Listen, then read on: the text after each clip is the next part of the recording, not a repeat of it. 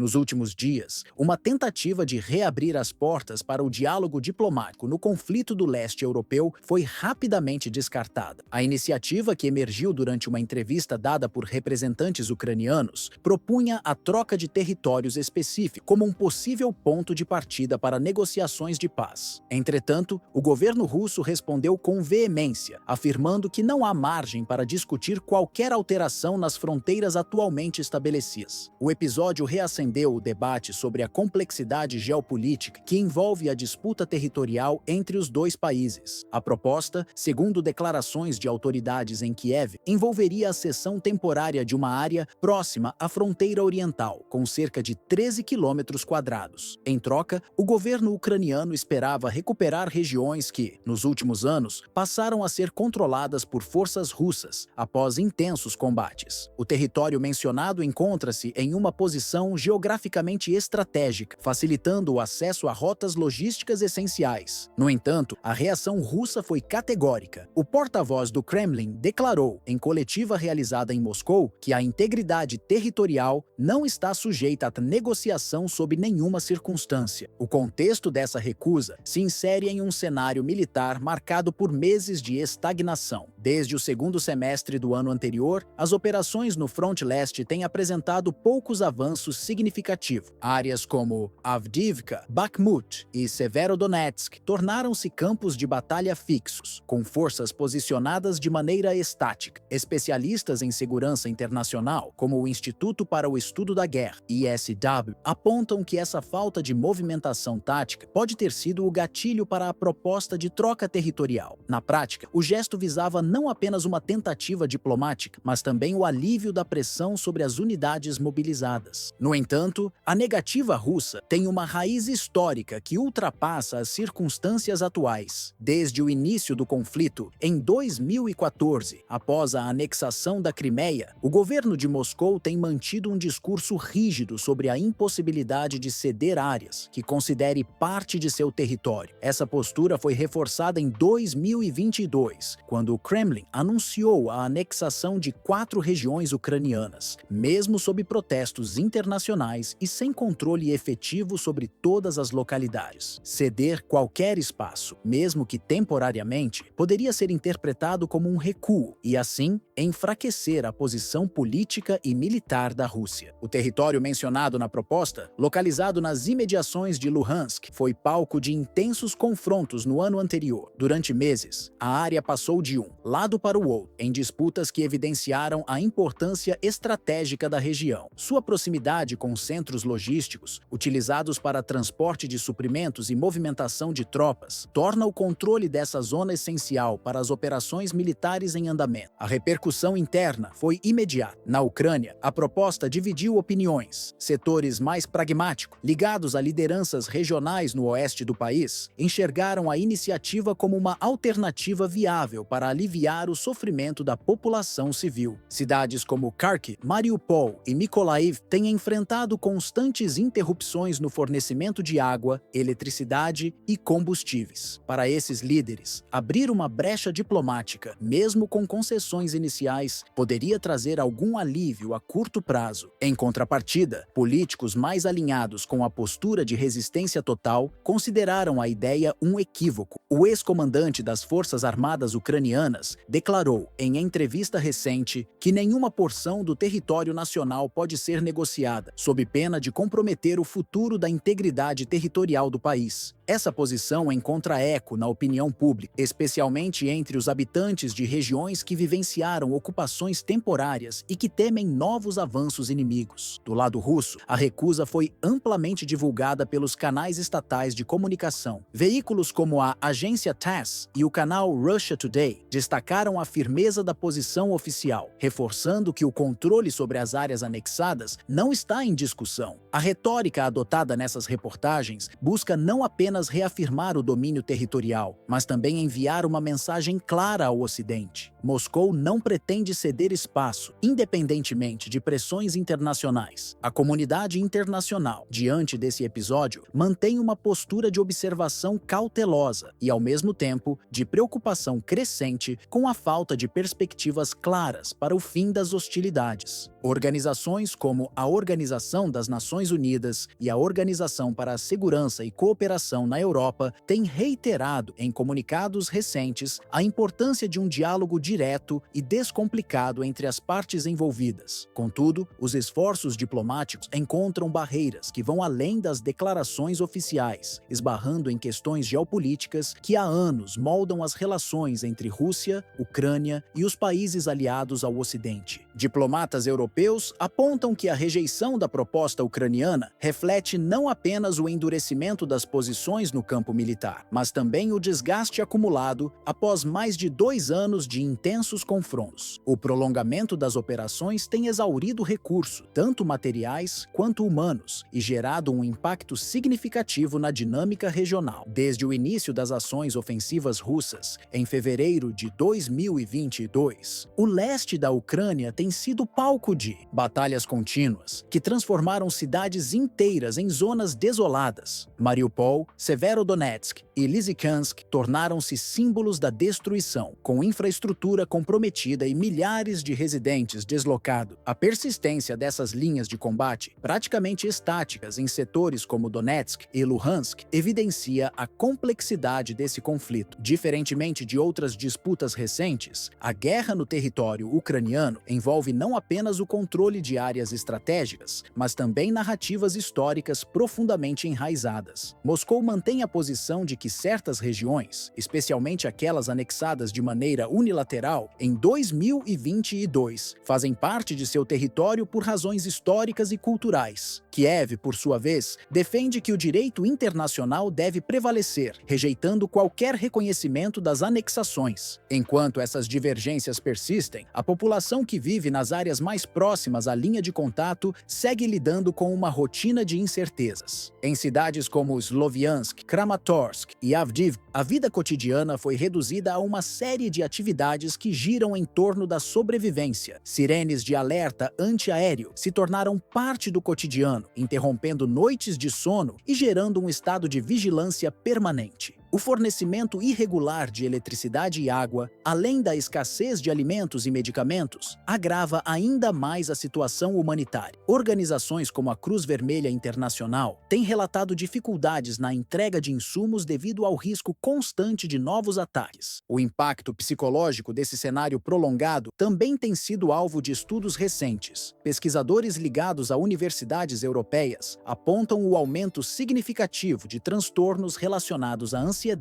estresse pós-traumático e depressão entre a população local. Crianças, especialmente, têm apresentado dificuldades de adaptação, uma vez que grande parte de sua vivência ocorre sob o som de explosões e com acesso limitado à educação regular. Escolas foram adaptadas para abrigo e muitos professores migraram para outras regiões, dificultando ainda mais a continuidade do ensino. Paralelamente a esses desafios, líderes políticos do Ocidente continuam a buscar alternativas para pressionar Moscou a reconsiderar sua posição. A União Europeia, UE, tem intensificado sanções econômicas, atingindo setores estratégicos como o energético e o financeiro. O congelamento de ativos de oligarcas e a interrupção de contratos comerciais importantes visam enfraquecer a capacidade russa de manter a logística militar. No entanto, a capacidade de adaptação da economia russa, aliada a parcerias estratégicas com países da Ásia e do Oriente Médio, tem mantido o fluxo de recursos necessários para a continuidade das operações no front. A proposta de troca territorial, embora tenha sido rechaçada com veemência, é vista por alguns analistas como um sinal de que Kiev busca explorar novas alternativas para reduzir o desgaste interno e reconquistar apoio internacional. Desde o início do conflito, o governo ucraniano tem enfrentado o desafio constante de manter a coesão nacional e, ao mesmo tempo, mobilizar a comunidade internacional. O presidente Volodymyr Zelensky, em discurso recente, afirmou que a integridade territorial do país não será negociada sob nenhuma circunstância, mas reforçou a importância de manter abertas as vias diplomáticas.